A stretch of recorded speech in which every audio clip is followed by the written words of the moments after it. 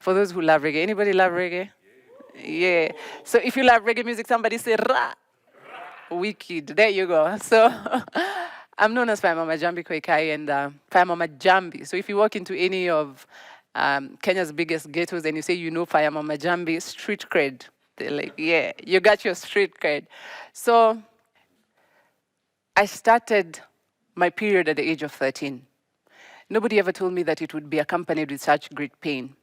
Mommy and mom had told me that, they'd seen women and young girls suffer in pain due to menstruation, but not the kind of pain they had seen me battle, not the kind of pain they had seen me struggle with. At age of 15, mom and mommy decided to take me to the gynecologist. And the gynecologist said,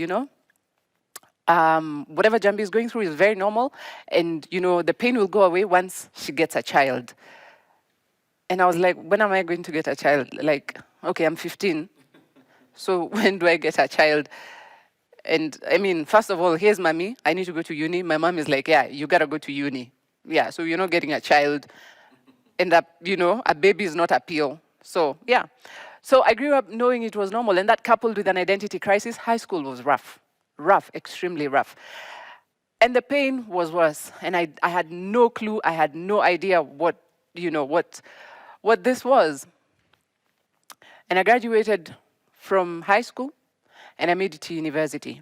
My years at Daystar University were brutal. The pain was immense. I graduated from Daystar and later on joined different media houses, and my health was deteriorating. I was getting worse by the day. So I was diagnosed with endometriosis. And endometriosis is a disease where tissue that normally lines the uterus grows outside of the uterus. It's a very painful disease, tremendous, I call it apocalyptic pain. And one of the major symptoms is painful periods that I've battled for the last 21 years. And I remember one very vivid moment when I was reading news on TV. I was a news anchor around 2013, and this was one of the biggest highlights of my life when mommy and mom, would go to the market and they would ask people to be watching KBC because I was anchoring news on KBC, and everybody was now finally watching KBC because I was reading the news. And I would get on, and I would say, good evening and welcome to KBC News. I am Njambi Koikai. And I would be speaking this to my grandmother, even though she never spoke a word in English, she never understood a word in English. And I would go back home, and I would find her sitting there telling me, nyonaga ta mũratuona mwĩ harĩa TV-inĩ, nĩ mũtuonaga tondũ ona ngũrĩaga irio ndatiga kũrĩa so nguona ta mũratuona. And she said, it's like, I feel like you people see us when you're reading the news. I was even eating, I had to stop eating because I felt like you were really looking at me, so I stopped. And she was very proud of me. And I had to stop reading news because the endometriosis was sporadically spreading all over my body. In 2016, there was a major retrenchment at a private media house I was working in, and I lost my job. And I came back home to find mommy extremely sick. 2 weeks later, mommy was diagnosed with pancreatic cancer, stage 4. It broke my heart to see mommy silent, weak. My biggest life coach, who is now the weakest, she'd lost that fire, she'd lost that mojo. And the cancer was spreading. And she became senile. Mommy couldn't make a proper sentence, mommy couldn't speak. And so, the journey to fighting for mommy began. My mom, my sister, and I fought for mommy because mommy had taught us to fight for what we believed in.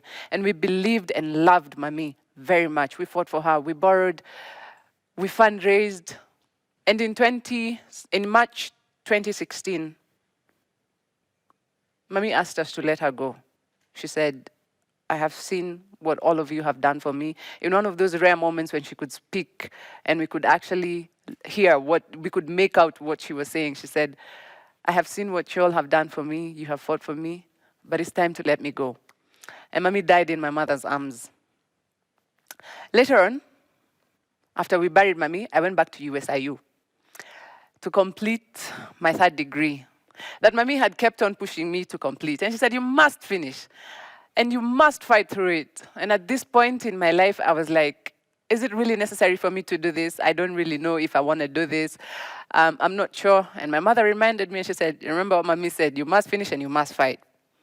And these words kept on ringing in my mind that I must finish and I must fight.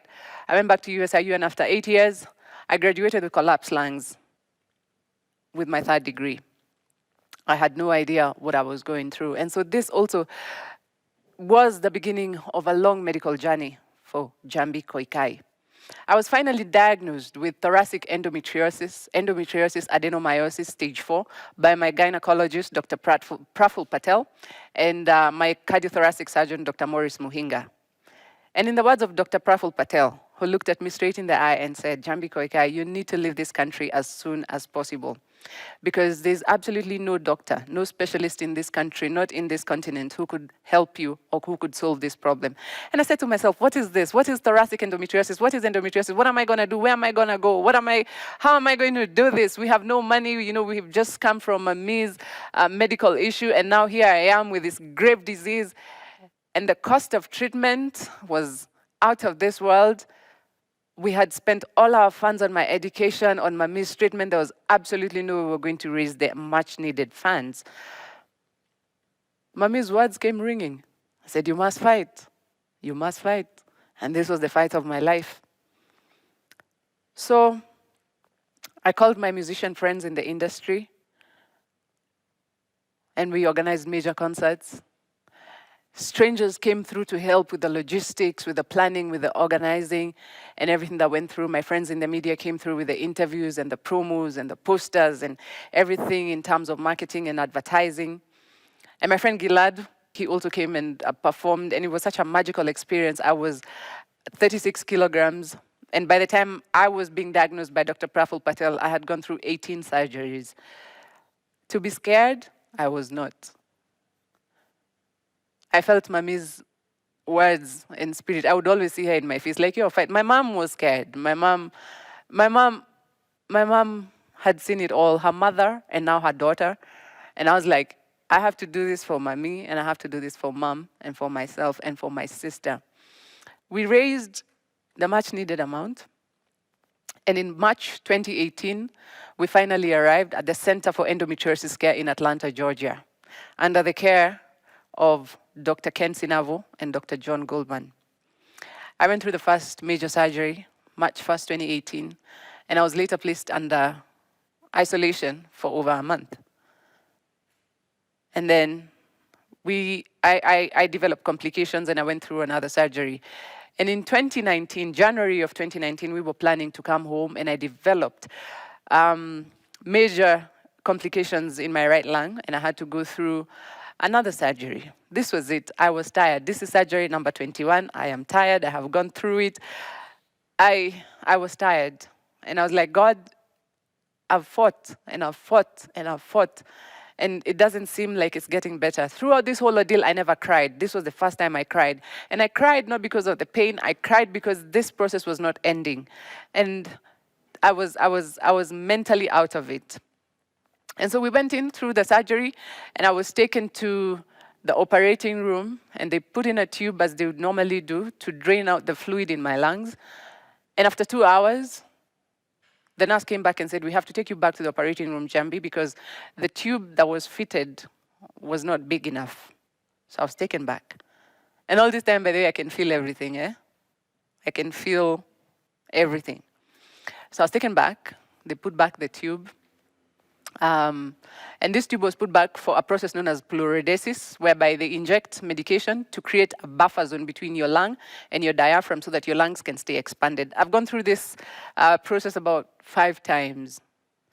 And this time, it was very strange, it was very horrific, it was something I'd never experienced in my life. And so as they were pushing in the medication, it started spilling over to my nasal airways, and I started choking and burning. And I could feel oxygen just leave my body. And I knew this was it. I knew this was it. I had fought, and yeah, Njambi had fought the good fight. So I could feel my limbs get weak, I could feel my legs starting to wobble on the bed. And yeah, Njambi Koikai was done. But I opened my eyes somehow through that whole process, and I saw my mom's hands on her head, and she was crying, screaming, wailing, looking at her daughter, almost losing her life, and the nurses pushing her away and pulling her out of that room so that they could attend to me as the machines were almost flatlining. And I knew I had to fight. If for anything, I had to fight for mom. If for anything, I had to fight for Barbara. If for anything, I had to fight for me. And I tried. And I could hear the nurses saying, Njambi, breathe, breathe, breathe, breathe. And I tried and I tried, and I'm trying to get, I'm trying to get to catch my breath through that whole burning sensation of medicine and chemicals in my body. And I'm trying and I'm trying. And finally, God gave me the courage, and I could feel a sense of calm, and I could breathe, and I just felt that medication dissolving. Of course, they had taken my vitals. My blood pressure had shot up. My oxygen levels were wanting, they were fluctuating. And finally, I came to. And just to see me fighting for my life and come back was very traumatic, but also very inspiring that, we can always come back from anything.